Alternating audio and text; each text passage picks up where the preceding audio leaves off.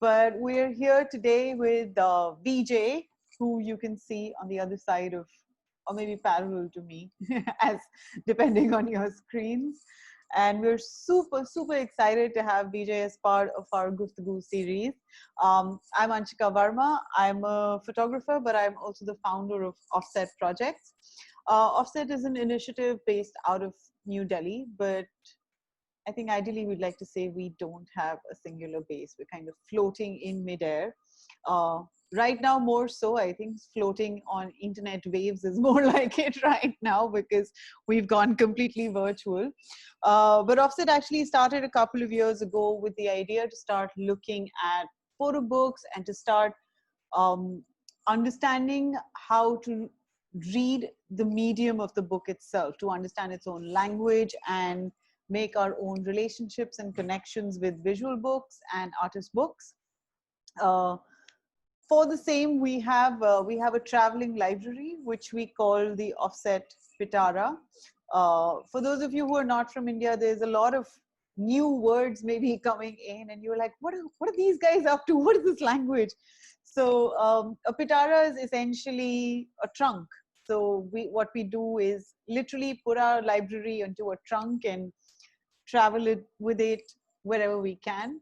We take it to schools, to universities, to photo festivals, and do these pop-up libraries and kind of make sure that if people can't come to the library, at least the library can get to them.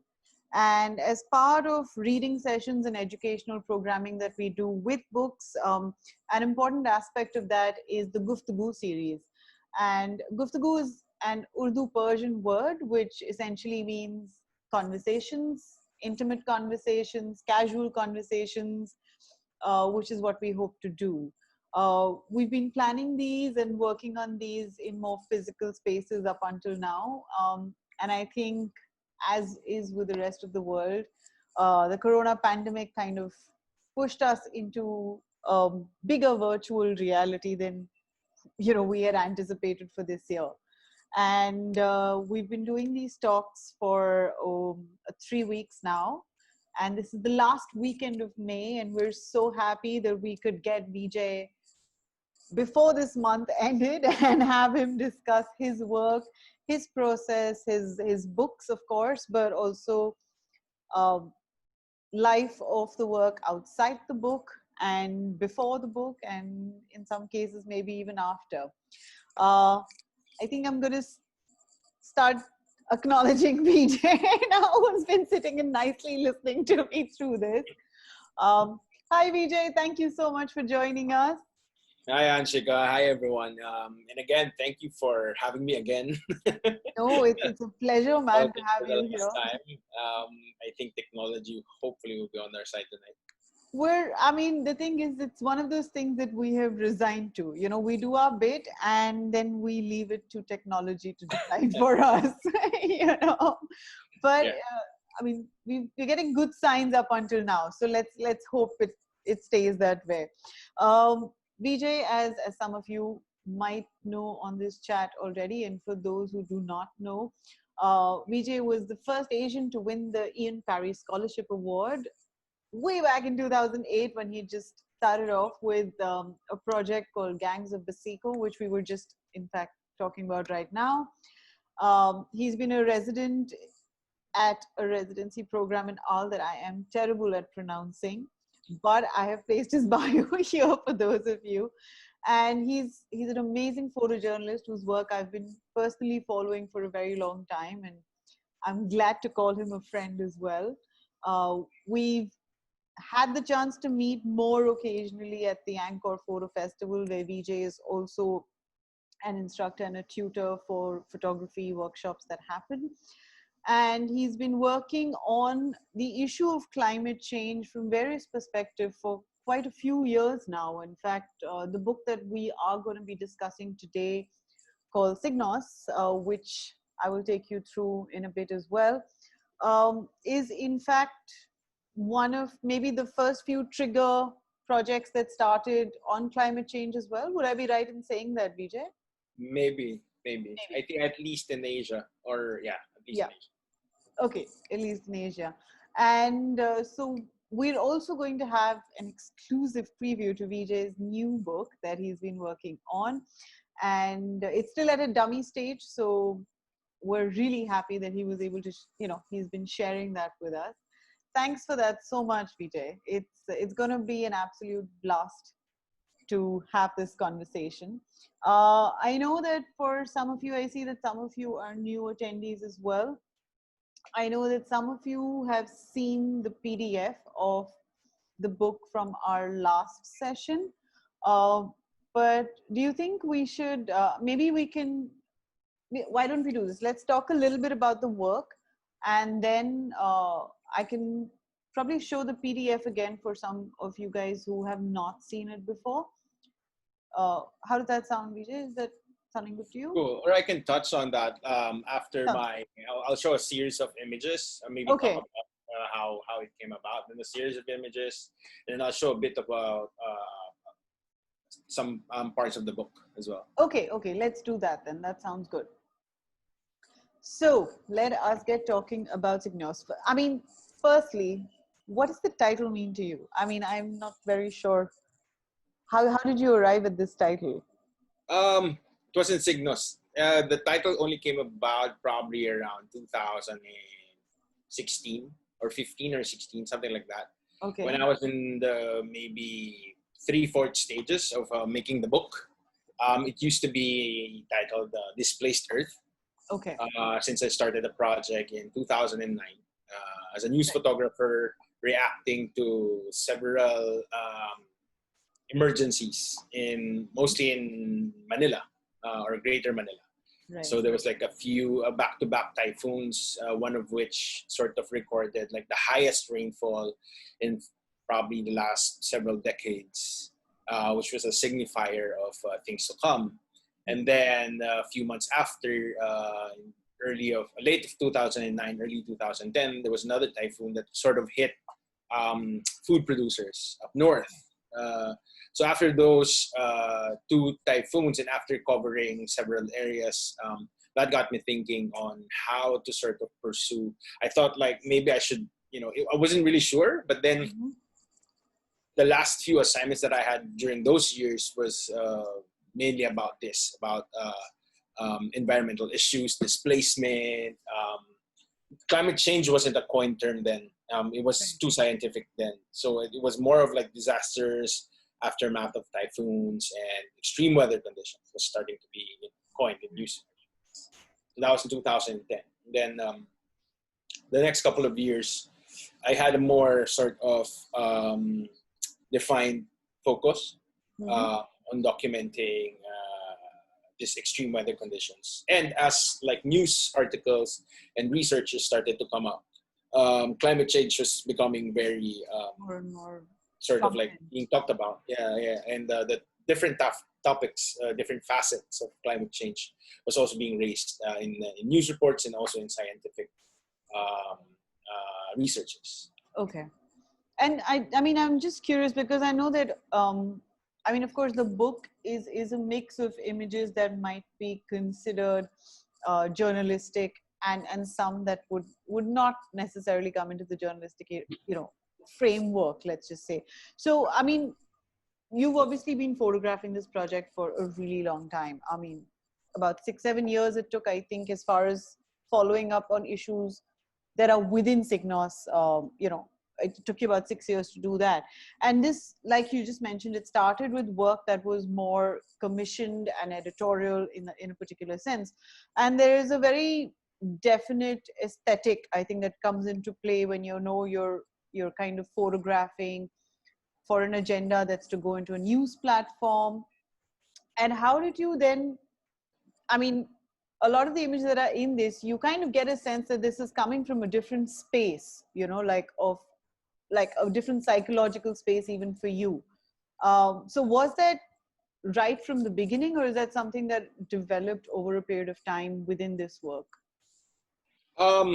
Yeah, just like a continuation. After that, when you were asking about the title, I think it sort of reflects also my photographic sort of, how do I say, like path, just for better term, but like my photographic path, being a news photographer, keep on covering different, that keeps on covering different like news events, and then later on more on like environmental issues. Maybe around 2013, before I covered the aftermath of the biggest typhoon to ever hit at least Asia Pacific. They say it's the world, but like I'll just resign in Asia Pacific, which is Typhoon Haiyan in November of 2013. I was really resigned to sort of use different facets of documenting. I sort of, how do I say, liberated myself and using in different formats. I used a lot of 35 mil. I did start using panoramic format when I documented the aftermath of Typhoon Haiyan. Mm-hmm. And then I started using iPhone, square formats, multiple exposures. So I was like, whatever I have, like whatever, especially if I'm going out for myself, like documenting this or shooting this project for myself. Right. It was like no holds barred. I would shoot sometimes on just an iPhone, like with a crazy high contrast app. Then the next one would be sometimes just a straight forward 35 mil digital photograph. Right. And then the next time would be a panoramic. So all of this was sort of also my sort of reflection mm-hmm. on my practice. Being a news photographer for quite some time, I said that I started feeling, I don't know if, talking to friends as well, like talking to friends who's crossed a similar path. Right. A good number would say that they hit this sort of like crossroad. That mm-hmm. after a while of covering straight news, being bound by very strict ethical guidelines, after a while you tend to sort of try different things. Right. So same with me. So that hit when I was in that area, and also the focus of Signos, instead of just reacting to aftermath, mm-hmm. I started looking for very definite issues on displacement. One thing that I came across when doing research for this project was that using the words climate change and other very scientific jargons started to repel audiences. Not really repel, but like it's hard to get the attention of different audiences. Right. So one aspect of this project was just to focus on several things that was very relevant for a lot of communities. Displacement, being taken away from your house, or your house being taken away from you. More so, families being torn apart, families being killed by certain extreme weather conditions was the main focus of it. Basically, displacement. Right. And another thing was a re-examination of a very cheesy term that was used in, I think, even in developing countries all over the world, which is resilience. Yeah. It's been used several times, and there's several articles as well that was written about using the word resilience. So at that time, of course, it was thrown around a lot, mm-hmm. and I gravitated towards critiquing the idea of resilience, how people see, because almost always you would see in news articles, or not even news articles, but like communication materials that Filipinos are strong, Filipinos are weatherproof, and then we'll be right. We'll forge through this devastation with a smile or something like that. Right. Sorry. Yeah.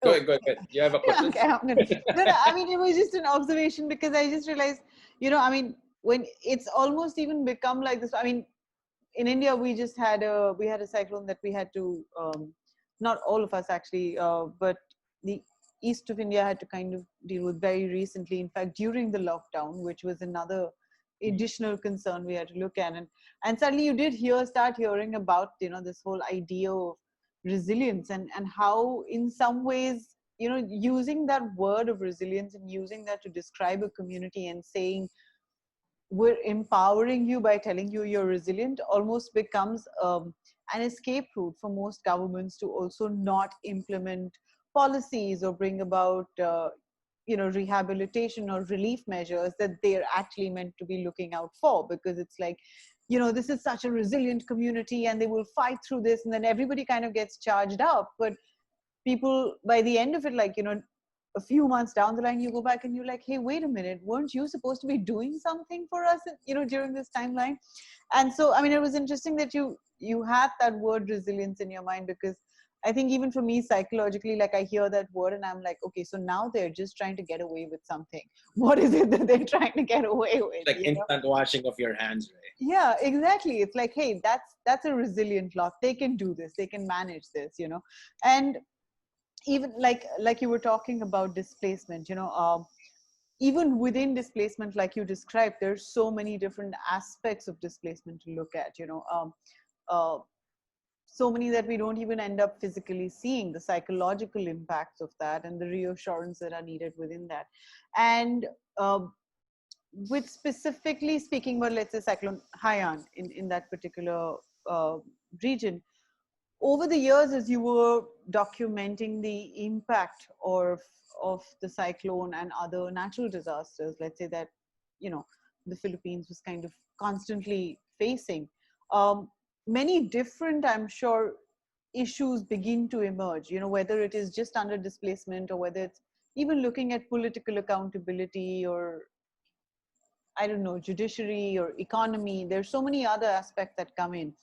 And when you're kind of following a subject like that for a timeline like 6 years, you're to a certain degree obviously engaging with them with all varied ideas, around it. And all over the years, these begin to either accumulate into bigger issues or they begin to get resolved as well. And I'm imagining, as opposed to someone who might say, I'm just going to follow it out as a personal project, right from the beginning, then you kind of have a very defined idea of this is the one aspect that I'm focusing on. In your case, the advantage, I guess, is that there was also assignments that were coming in that were bringing in awareness about other aspects of the issues that one might not have engaged with otherwise. And how do you think that impacted the creation of like one particular body of work? Like, was it suddenly going chaos and haywire and everywhere? Or, I mean, how did you then begin to assimilate that work into one? Yeah, I mean, compared to like some of our friends and some of our, let's say, inspirations in the photographic world or in the photographic industry, where they could do projects like this, like one track. Like I would think of something, I feel that this project or story is important, either to me or to my community or to my country. Right. Then I embark on it, find ways to fund it, and go right on to like producing a book and then an exhibition and then touring it around, right? That's the ideal, the very ideal sort of setup. Right. For me, it was not the same. It was basically patches of different assignments, and then later on trying to find out if, actually it's non-traditional at all, non-linear, non-traditional, totally out of... But probably the toughest from a personal point of view, right? Because yeah. Well, you're torn. Until maybe 2012, I had a working edit already of a number of pictures. And at that point, I was 100% decided that it will be a book. Mm-hmm. But then 2013, when I was about to sort of shop it around for funding or for publishers, Typhoon Haiyan happened. So I was like, oh no, I mean, it should be there. It should be part of this project. Otherwise, it would be a miss. So I did that for about 2 more years. And during that time, 2013 to about 2015, I was already in touch with my co-publisher, the founder of Mappa Books, RJ, who's also a good friend. She's based in the UK, in London. And she's been monitoring the progress of the book. Okay. During that time, at the same, also, you were asking earlier how it turned into Signos. I mentioned that I was trying to use different aspects of visualizing the stories within the idea of displacement. human trafficking, psychological toll, displacement, lack of food security, so on and so forth, shelter. Um, I was also diving into local narratives, meaning I did a lot of research on Filipino folklore and mythology, and anything that had a local reference on what was happening in this region before. Right. How did the people back then fare through strong typhoons? So that's when Signos came in. Right. Signos means usually is used by it's a term coined by fishermen or Right. local fish folk Okay. when they feel that, because most of the people that lives by the sea or by the shore lives sort of like lives and breathes what happens in that area. So every time a typhoon would come, they would just the smell of the sea, they would be like, oh, in a couple of hours a typhoon would come, or a cyclone would come, or rain is coming soon, something like that. So it's a sign. But signo signifies it's used in local literature as a dark sign. So it's like a Okay. foreshadowing of things to come. Okay. Okay. It's I mean, it's interesting that you just mentioned this mythology bit, because it immediately made me go to this one page that you have in the book as well. Maybe I can share that on a share screen, but it's called Sky Dialogues. And I just wanted to kind of maybe open the book out for a few of our um, visitors who can then get a sense of the visual of the book. Sorry, just give me 1 second. No I'm going problem. to share this book. But you know what page I'm talking about? It's Yeah. page 61 on your book. Yeah. I don't want to say more right now, so I'm just curious about it. But 1 sec, yes. Let us share screen. There we go. Yeah, can you see the book here on your screen, Vijay? Yeah, I can. Okay, perfect. So this is the book, but I mean, I'm gonna go straight down to very quickly go through this, take you to the page that I actually did want to share.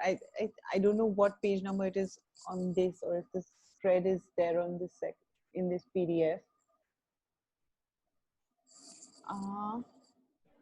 Maybe it's not in this one, right? In this dummy. Oh, it's not in the. This is Oh, semi-final. Okay. So maybe I can just read this out for our attendees, and Sure. I will take you through these pages that I was rushing through now. And it's basically it's called Sky Dialogues, and it says, actually, do you want to read it? Because I don't. I'm just taking over. Go ahead. No, go ahead. Okay. The sky is a friend we have learned to read. So we say, Mukhang makulimlim. Am I saying that right? Amoy ulang ang hangin. Is that okay? If I'm saying any of this wrong, I'm very sorry, guys. Go ahead. But it says, Doing well. the sea is a mother we have grown to know. So we say, Malakas an along. Pasalungat sa ilalim. And then I have completely lost track of how to say this. Okay, I'll follow on that. So, Okay. malakas ang alon, pasalungat sa ilalim ng tubig ang agos. Silence folds itself into sunlight. It was a matter of hands. We lost count of the fish we swapped for refuse. It was a matter out of our hands. We lost the words with which to accuse. Silence unfolds sunlight. Fate introduced herself to us in the form of a hurricane. What now this acquaintance? What do we learn from the rain? I mean, the timing worked out. This is one of my absolute favorite images from the book as well. It was just perfect timing and such a beautiful couplet. I mean, I don't know how one would describe it, but for me, it's like a couplet. It's such a beautiful tale, but so much love and so much poetry. And in the face of absolute destruction, you know, in that sense. And I mean, that had always stayed with me. And it was so beautiful that you actually started talking about mythology, because I was like, I really want to talk about this right now.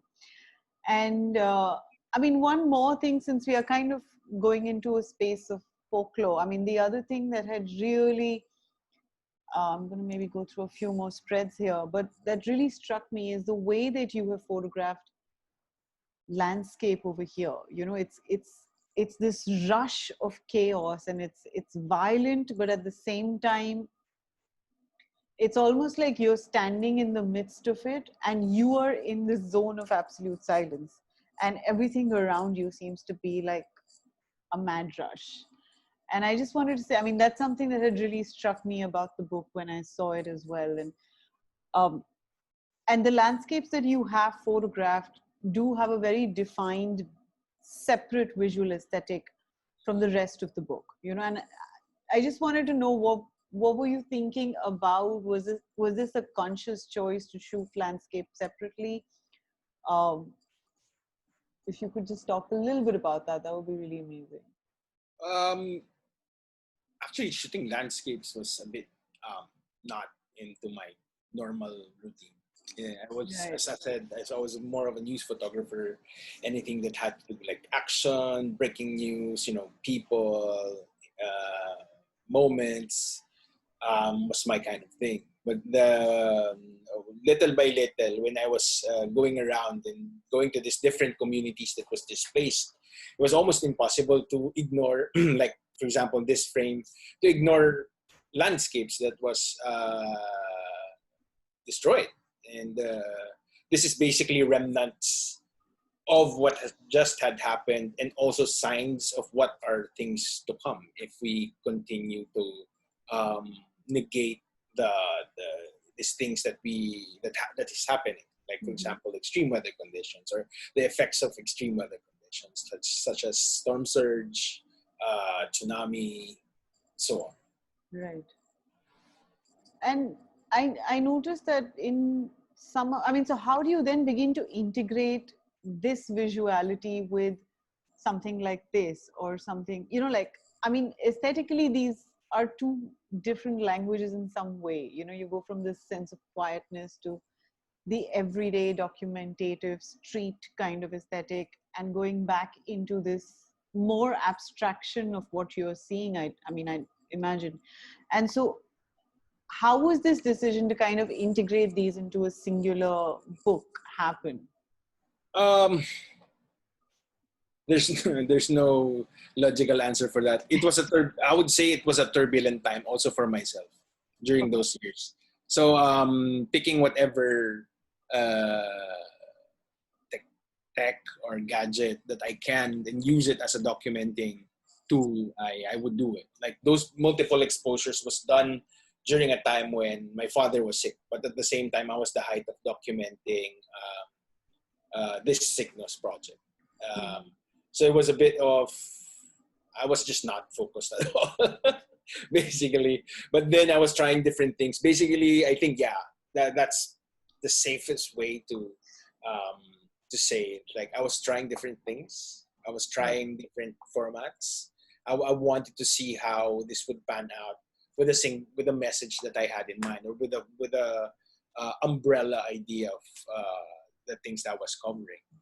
I don't think you were, I mean, you just said, I don't think I was there at all. And I think actually you were probably there more than you would have known at those points of time, you know, because True. there is, I mean, I see this, and I feel very differently when I see these spreads in the book or otherwise. And they kind of, you know, they kind of stay and haunt you later, because you can literally hear the wind howling at that time. You can, you know, kind of imagine the murmur of people around. And I mean, like I said, for me, it just feels like you've been frozen into a spot, and you've just had no other choice but to shoot everything around you as like this panorama, because you can't, it feels like you've just been at a place that you just can't move from there and go into like the emergency of the street, you know, like you've decided to kind of be there and be present and receive the other sensory images, I guess, that are happening around you. And I mean, it's beautiful, because they just stay with me in a very evocative manner, and I've loved that about it. even when you're talking about, you know, the large numbers of people who have been displaced from all kinds of scenarios. I mean, one of the things that really did strike me over here, and I think we spoke about it very briefly earlier, was um, something I really appreciated was that you don't have like these very journalistic, you know, like tight photograph of look at what's happening to this person, because that's a trap that very often tends to happen, especially when you're on a, well, not journalistic, but when you're in situations of such dire need, you know, you don't have a lot of time to engage with every single individual maybe as much, because they're, I mean, the people are also kind of rushing, you know, to find secure zones for themselves, and yet there's been a certain sense of dignity and a certain sense of respect that's been given to them with these images. And I mean, it's, again, it's really beautiful that these words have come uh, at this point of time. But I just wanted to share these thoughts because I think they really had stayed with me. And I mean, I know that in some ways, of course, the book is all about climate change and displacement, but there is a thread of that. There is a thread of this, I don't want to say strength, but there's a thread of this helplessness kind of binding everything together. And I mean, when I say everything, I mean, it's not just people, but it's also, you know, the landscape. It's a helplessness of the earth. It's a helplessness of the people who stand on it, and of the structures and objects that are completely destroyed by it as well.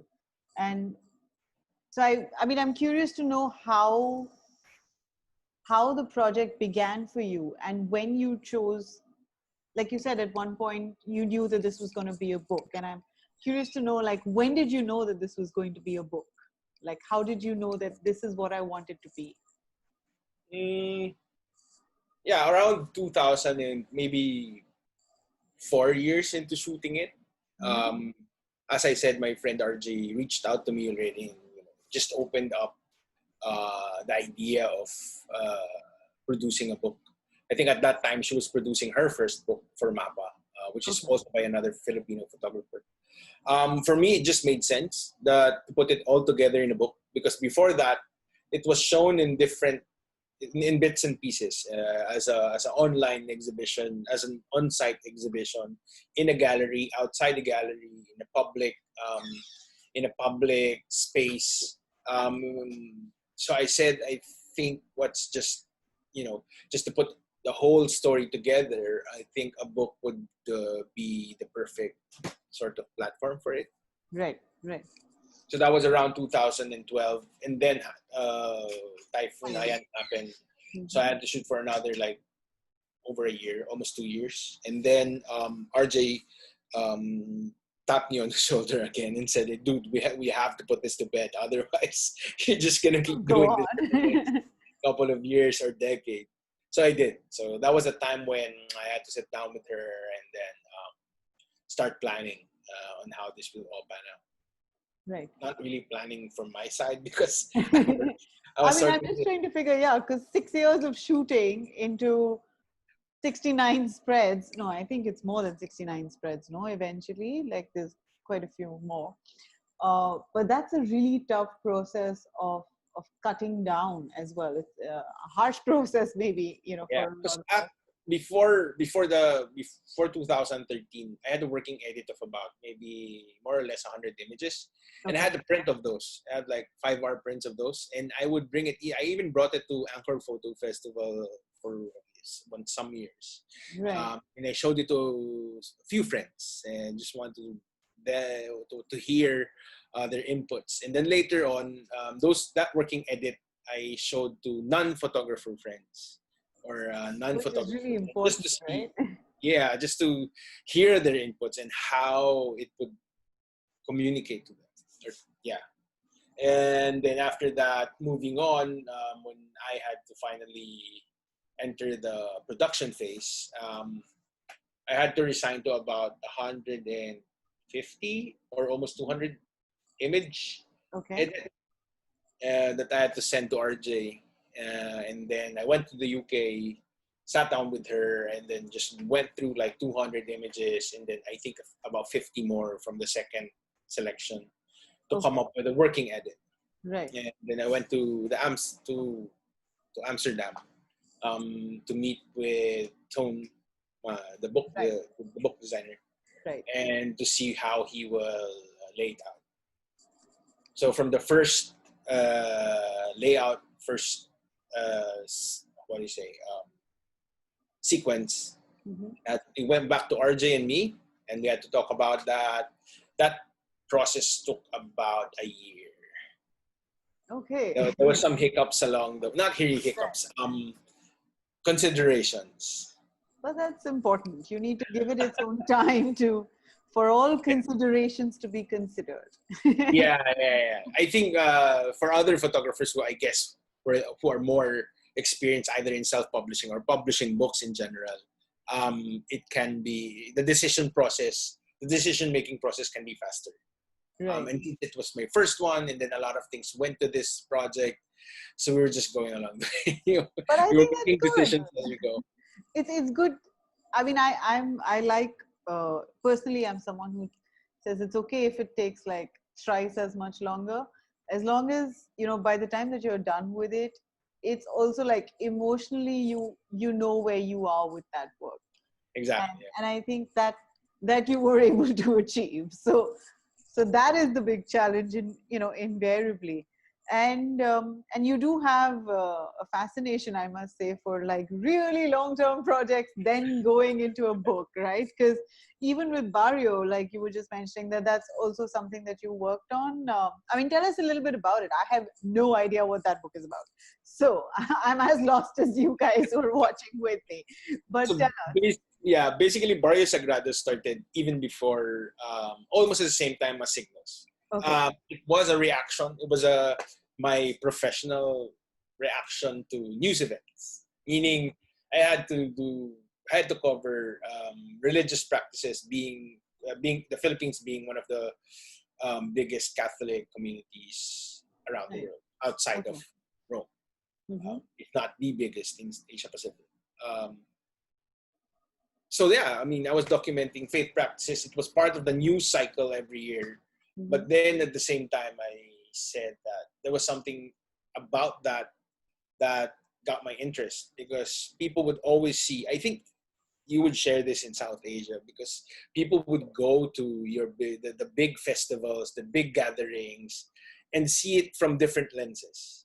They would see the Kumbh in different lenses, maybe some observant, some a bit more critical, some are even ridiculed.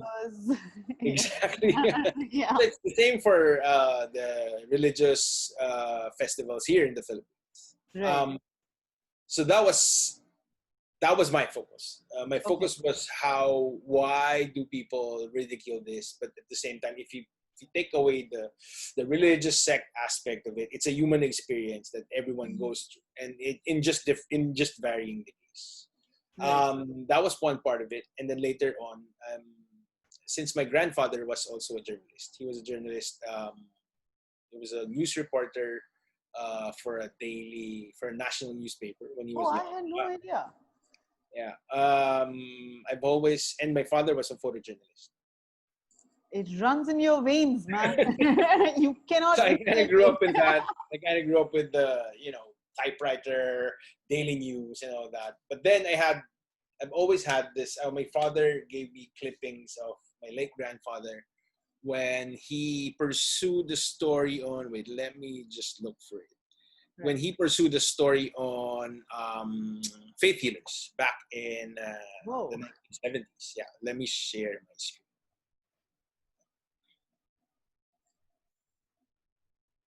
So I've always had that, and I was like, okay, fascinated by it, and I thought it was something that I could sort of pursue later on. But then, I just had it without any. I'm sorry. There. I think if you make it a full screen, it doesn't really. I mean, we don't end up seeing the preview, so maybe you can just make the thumbnail really big. Okay. Yeah. Okay. Can you see it? How about that? Yeah, we can get a sense of that. Yeah.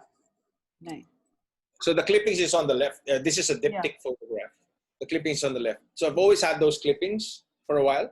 I didn't know what to do with it. And then later on, I fast forward to about, let's say, 2015, 16. I just mustered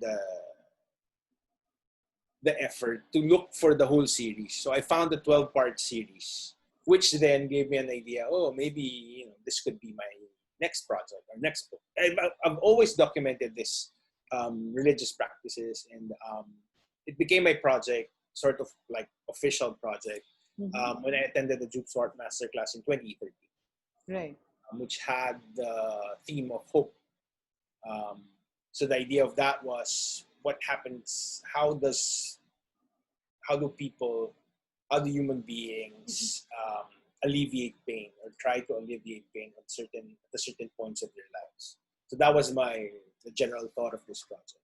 So I reflected that in different religious and non-religious practices in different places, and mostly in the Philippines. All of which was in the Philippines. And they're all consistently, well, these are not diptychs, but I noticed that the others are, mostly diptychs that you've been kind of... The diptychs happened last year. Okay. I participated in a photography exhibit, a Filipino photography exhibit in Manila. Okay. Like a survey of Filipino photographers. So I decided to put this as an official sort of exhibit. It was diptych because I printed it in a lenticular manner. If you don't know what a lenticular, for people who doesn't know what a lenticular print is, it's like a 3D print. It's like two images that when you print it in the same plane, and then when you move it, there's how do I say? There's a thin sheet of plastic lens. Then when you move it, it looks like a 3D. I think I have essentially, it's like, I think when we were kids, we used to have a lot of Power Ranger kind of like superhero figurines that were put into that. You have a video. That would be amazing. I think there was this was taken in the exhibit, during the exhibit. Oh, I don't think we can see that screen right now. Maybe if you can play it separately, that might be a little helpful. Because I think with Bridge, when you go on to like the spacebar function, it doesn't end up showing on a shared screen, sadly. 1 second.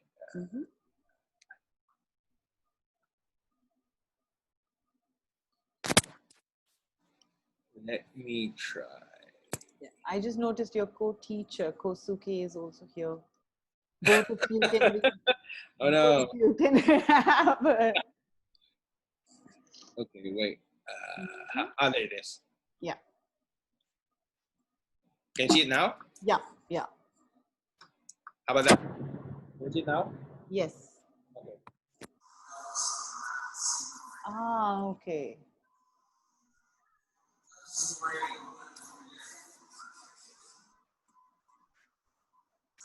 Wow. These are beautiful. Thank you. So that idea came from exactly that. There are souvenirs outside churches where you had religious imagery, but at the same time you had either a quote from the Bible or like the calendar at the bottom. We have that too, but over here. Yeah, right. In South Asia, there's a lot of that as well, right? And you even put it in altars. I think I've seen some when I was traveling around. They're like right in the altar, and there'll be a little garland around it. So the animated gods are quite present, Correct. So that was the idea of that as an exhibit, right. And as a sort of a mock or a book format. I was hoping that since I got the 12-part tabloid, I was hoping to nice that it might look like this. So this is how you're imagining the book also to be, right? Like this is your dummy. Yeah. This is So I was really thinking that it might look like a tabloid or same size as a tabloid, just to fit this articles, news articles, and then intersperse it with the images from the whole lot. It doesn't have to be faith healing. It's from different things. No, but it's also interesting because apart from the articles that of course follow the format of that tabloid, even what you're talking about in terms of subject and content and context, the idea of like these largish prints on paper that kind of waves through as you're moving. It doesn't have its own weight in that sense, and you're kind of almost witnessing as a voyeur, maybe in some ways also as a reader. I would be doing that, with this large size. So that's really interesting to see as well. Thank you. That was pretty cool, man. I'm looking forward to that now. Hopefully the guys who are attending this session can grab a copy of this, because sorry guys, this is no longer available. You're gonna have to bribe Veejay for like the 3 copies he has left. Maybe offer him a liver, kidney, or something, and he'll think about it. Maybe a second print at some point. Yeah, but would you go into a second print with Signos? Do you think that might happen? I'm not closing the doors on that. That's good to know. And I'm curious to know, because in some ways, of course, the book had to close at some point of time, right? Because it's one of those subjects that would just go on. Do you think at some point this might become like, like what we were talking about, like chapter series of like looking at different aspects within Signos? Like, let's say, hypothetically, totally hypothetically speaking, that you do have a rerun of, another print of Signos. Would you expand on it, or would you want it to be what it is right now? Like, would you want the rest to come separately later at some point of time? Yeah, I would like to expand on it, I guess. See it in another, not format, but in general, like see it, maybe some of the other images, some of the other stories that did not make a cut or make a different sequence. Right. Because as I said, it was a very non-linear manner of producing this project. So there's a lot of bits and pieces. There's like small video clips. There's like other multiple exposures, a lot of contact sheets that wasn't used. At one point, I considered doing an Instagram account for it. And then another point, I considered doing an app to sort of trace different stories of displacement. Too much work, man. I was going to ask you, have you thought of doing like ebooks out of it? Like, because another thing that's really popping up now is like everyone. But I admire a lot of photographers. For example, one inspiration for this work was Matt Black's The Geography of Poverty.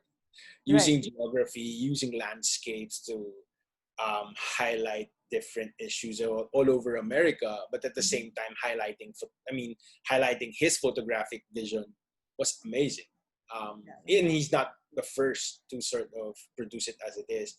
I think there was Roma Journeys at some point. There's a lot of influences. Oh, by the way, one person or a couple that also helped me form or shape this body of work at the early stages was Sanjeet Das. Oh yeah. Okay. I don't know if they're gonna listen or see this, but I remember because when I was in India in 2010. Yeah, I think that was 2009.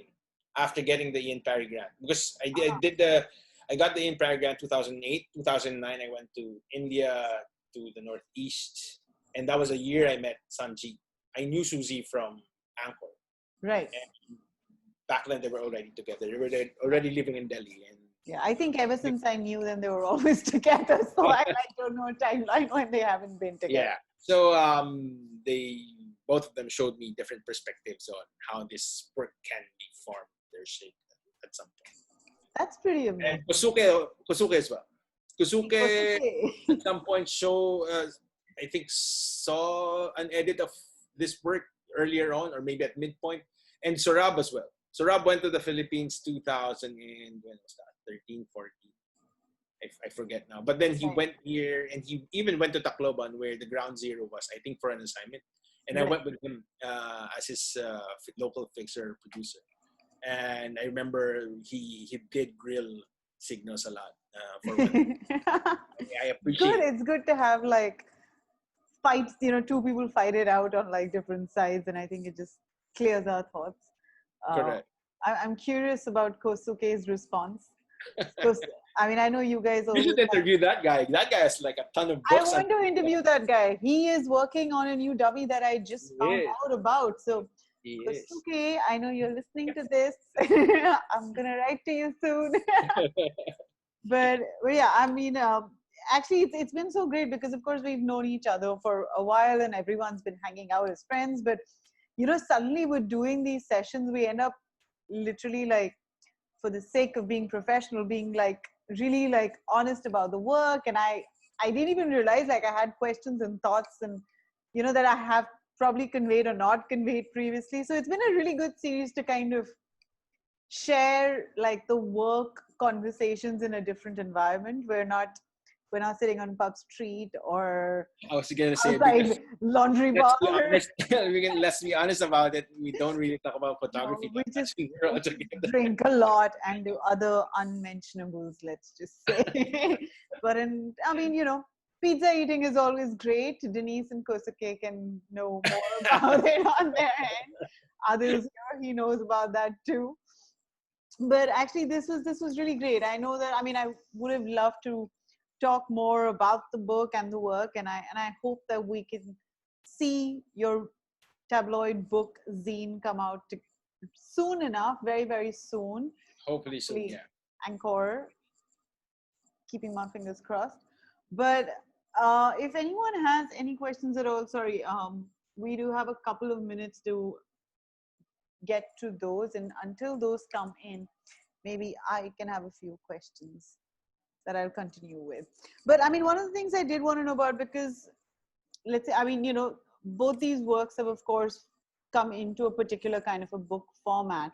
And even with your previous work, which of course is not a book yet, but you had mentioned that even with Gangs of Baseco, you do hope that it will come into a book form, right?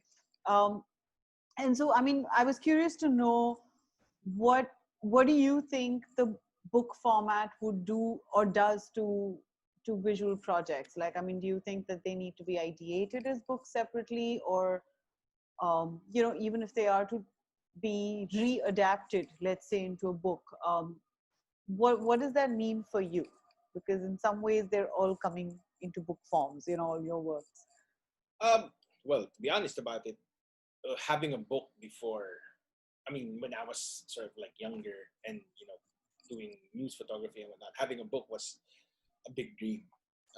Every photographer's, I think, dream, especially if you're producing personal work or non-commissioned work that you think is important to you, or an advocacy or whatnot. But then again, later on, and then meeting other friends or photographers or colleagues who has produced similar projects and turned into books. It's really not that easy. It's right. Sometimes some people said it was more of like an ego boost. Some people would say that it is unnecessary, and it can, if your real goal is to reach as many people, there's always the internet, there's also the digital realm, there's always different formats. I agree. But at the same time, I think, to be honest, it's more of a personal decision. Unless you're producing 10,000 copies of your book, or like, no one is doing right now, guys. Or documenting a very, like a global project, maybe similar to Sebastião Salgado or some of the other photographers in that level. I think it's more of a personal stamp, or something that you work on to say that I finished the project. Because what I always say is that, especially photographers producing work, personal work, you have to complete the process, and you have to complete that cycle as a means of respect for the space and the time that was given to you and the stories that was entrusted to you, but at the same time, integrity. I mean, you can keep on shooting for 10, 20 years about climate change, about gangs, about religious, so on.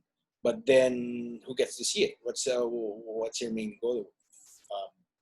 When does it stop being indulgent? Yeah. Yeah. There's a lot of photographers doing this. I mean, and then I respect them for their decision. But then at the same time, if you're doing something consistently and putting it out there little by little, might as well finish that whole cycle or process. I can hear the workshop tutor voice going on in that, going, closure, guys, closure. No, but it's interesting that, I mean, so for you, the book is kind of like finding closure to the work in some ways. And one of the things that I'm curious to know is, do you begin to look at the work very differently when it comes into a book? You know, because there's the way that you negotiate your visual narratives completely change in the book format also, right? Like, or maybe they don't. I mean, they don't have to. But what do you think that shift does to maybe your work in specific? Let's say Signos, or if you were to look at, well, not Barrio, because we've got a sense of what it's looking like right now. But if it was Gangs of Baseco that was to come into a different form that's more tangible, like in hand, do you think the narratives or the pace of the work might change in the book? Yeah. For Signos, I really looked for, well, it was a conscious decision to work with Tung. I met Tung in Amsterdam some years back, and I've worked with him with the Joop Swart Masterclass project. Okay. He actually edited at some point Signos, not even Signos then. So I reached out to him because going through his history of making books and producing narratives in book format or in printed format, I liked it, and I subscribed to that sort of production manner. But with regard, if you're going to do it on your own, which a lot of photographers are doing now, it does change. The narrative doesn't change, the message doesn't change, but then the experience changes. Right. When you show a body of work in a slideshow, in a website, in a digital format, or in a festival with big screens, it changes because the tangible product or something that you can hold on to, you have different, you can bring it anywhere. You can bring it to a park when you're like with an open mind and just sit down and I just want to read the book today. Or you pull it out of the bookshelf and say, I need something. I need an inspiration for either a personal project or an inspiration for a research that I'm working with. So it's like an on-call inspiration. That you can just summon any time from your bookshelf. Like, hey, this book today, which also influences the design of the book.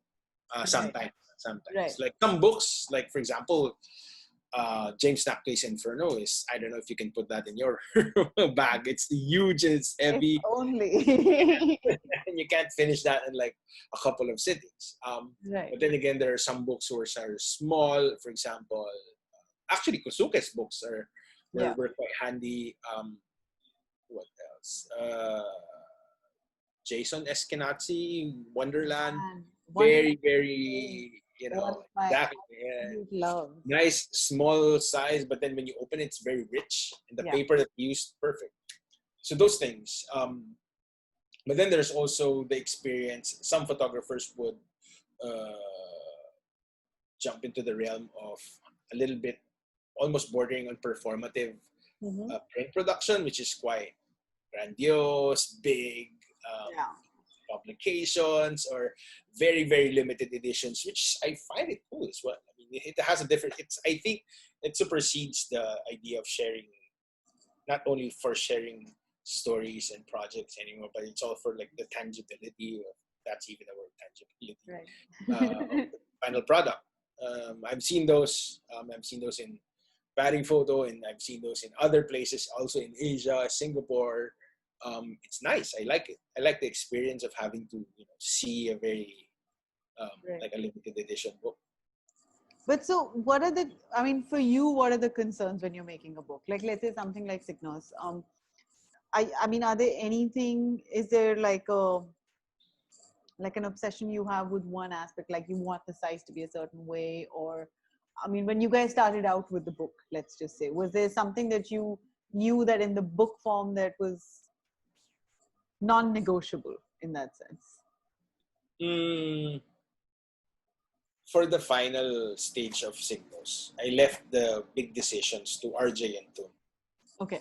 Because as RJ being the more experienced person in book production and also in publishing, right. and Toon being the experienced photo editor and book editor, and at the same time the designer of the book, I left most of the decision process with them. They would call on to me for example, we had to change one photograph or a few photographs and say what I felt would fit the frame. But generally, because the design of Signos was also a little bit different, which had fold-outs, two-fold, three-folds, I left most of that to both of them. Okay. Non-negotiables, there was almost none. But it was a tedious task putting the different parts of it together. Like the introduction, I had to source out. It was a push and pull of different writers, which ended up with Dr. Patrick Flores, which is a curator and also a collaborator. And then using that poem by Peter Singh's daughter.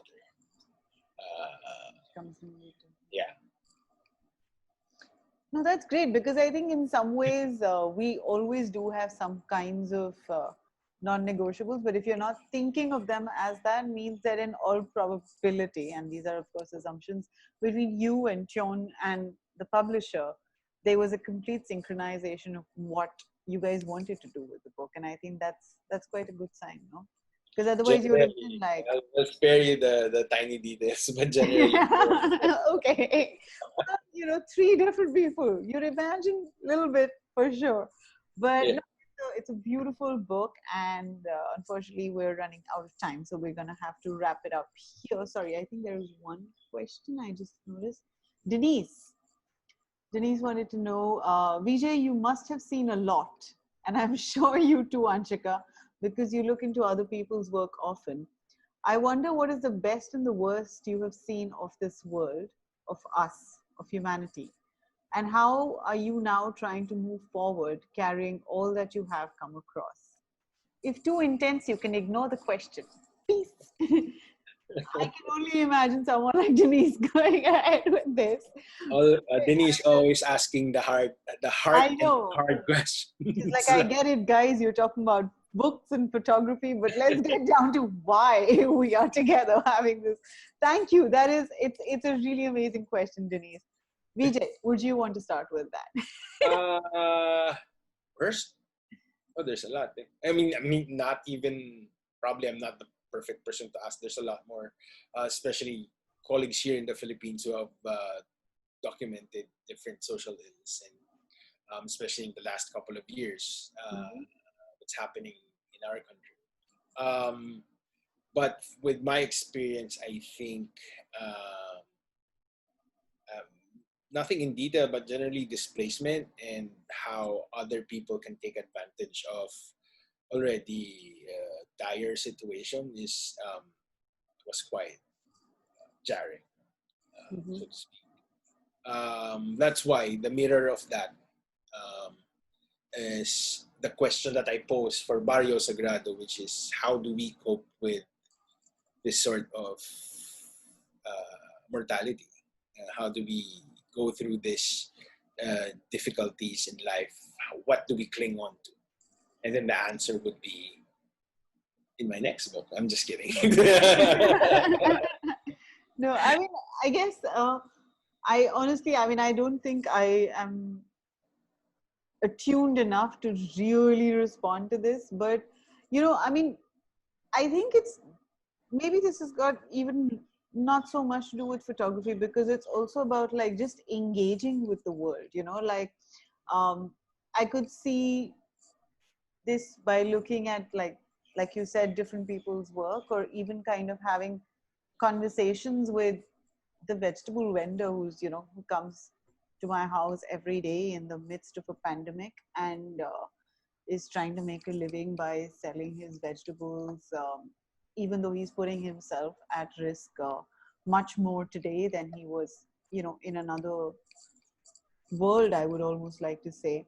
Yeah, And just to add to that, Anshika. Yeah.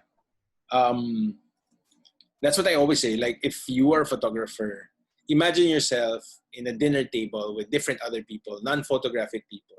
What do you have to say? yeah, What what kind of moves story you? can you tell? What are the things that move You you? can tell them that you've done a Hasselblad or a Leica and you're an They'd ambassador. be like, good for you, man. Go and take a photograph if that's what you want. Because earlier on, I've been in those situations where people would ask you, "What do you do?" and you're like dumbfounded. What do I do? What do I really do? What do I do? Yeah, I mean, it's such a thing. And how do we try to move forward? And I mean, I've always tried to make peace with the idea of moving forward. Like I and it's maybe it's a much longer conversation that we can continue, actually, if people are leaving, then whoever's staying on, we can in fact open it out and just be like, I don't know if there's ever a moving forward in that sense, like, because every time you move forward, it's an acknowledgement of moving forward from this one thing, which means that it's still kind of there, in your life. If I'm making any sense at all to people right now, suddenly I see all attendees have been like, okay, she's lost her mind. We're But I mean, in the sense of, as photographers or as people, it's just about being mindful, I think, because you suddenly realize that so many people are coming from so many varied thought processes that are impacted by their own situations in their own worlds, that we have no access to, or we have no control over. And I think it just over the years has, I mean, the only possible moving forward I think I've been able to do is to kind of not jump to a decision about anything, which, as you can imagine, then means that I am invariably at all points of time going a bit nuts, because I'm just like, hey, this person feels like this, but then this person also feels like this, and so this is the situation here, and that there are no absolutes, I guess. And I mean, I guess that's the only thing. I don't know if this is what you were looking for, Denise. I don't know if it answers what you had in mind. But I mean, I think when we become like that, our work becomes a bit like that too. It becomes open-ended, and I think it then offers different people to connect with it in different ways, or to agree with it or to disagree with it. And I think we begin to allow our work to be open to disagreement as well, because we don't believe in the absolute. Because I think suddenly, like, if you make a work and then you have a finality on that this is how I see it, but then this is how the whole world should also see it, you kind of begin to present that work very differently. I don't know. Veejay, is that making sense to you or no? I agree, definitely. That's why in the last couple of years, not couple of years, but like recently, I've gravitated towards a more work that's so different from me. Very different. A different manner of telling stories, a different manner of visualizing images, a different manner of a different methodology of gathering information for projects, and different things. Denise is one of them. So. Yes. Even for me, I think she always has that, that one quiet question that will come and suddenly you'll be like, okay. When you see her work, it's back. So no, it's amazing. And Denise is saying, thank you for sharing. It is hard. Please breathe, both of you. Thank you, Denise. Thank you so much. But I mean, Vijay, actually, this has made me ask you one more thing, and then I'm gonna wrap it up. But how do you then, I mean, how do you look at photojournalism now? You know, because you've kind of, I don't want to say gone ahead, but I think you've kind of fused two different worlds, let's say, you know, of visual languages in some ways, you know, in your works. And you're still practicing as a photojournalist as well. So how do you then negotiate photographing when you're on a photojournalism based assignment? Like, do these interventions keep coming into your shoot or your practice or what you want to say, or are you able to kind of separate them? Depends. Maybe some other photographers are, say, have a better leverage towards practicing their own visual style. Mm-hmm. We just call it visual style. Right. But for me, I'm relegated to a bit more of the traditional way of visualizing news. I work for a news agency where, how do I say, economy, it's more of like economy, business, but then at the same time, they're trying to produce stories that are more, for lack of a better term, humanizing business and whatever, if that makes sense. But then for me, I haven't gotten those assignments recently that had more freedom. Mm-hmm. I know of some photographers who have been landing assignments where the editor and the publication trusts them and their vision. Fantastic. That's like a dream for everyone, right? When it comes to your question on how I see photojournalism today, it's a long conversation, but then at the same time, photojournalism has adapted the different technologies and platforms and ways of showing the news. It has been, how do I say, muddled because everything is noisy now in different platforms as well. All the while we thought, oh wow, we could reach 1 million readers in a snap or an Instagram post or a tweet.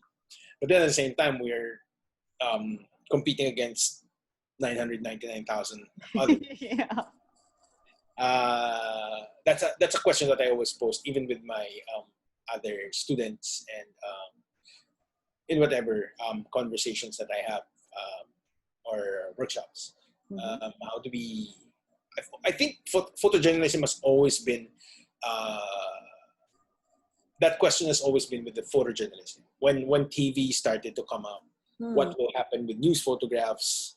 When the onset of internet came up, how will film photography or more the real photography adapt to this? And then later on sort of fuses itself together. So I guess photojournalism is a discipline, a craft that has always been in flux. But what most important is the integrity of the work, I guess, the integrity of the author and how consistent and true the author and the photographer is to what she or he tries to say. Okay, that sounds like a space that we're all in and trying to figure out.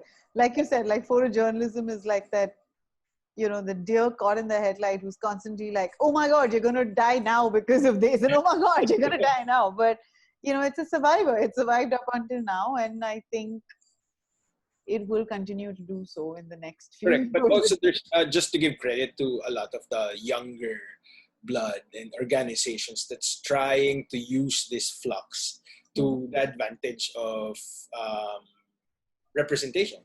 A lot of this, like in your region, Southeast Asia as well, in the US now, where there's a lot of things happening, there's a lot of groups who's trying to push photojournalism forward and use it to the advantage of, trying to find the core discipline, which is visualizing truth. That's a heavy-handed. I know. I was like, do you want to get into truth now? No. We're gonna end this seminar tomorrow. Kevin's gonna walk through this chat. I'm just gonna pass it on to Kevin.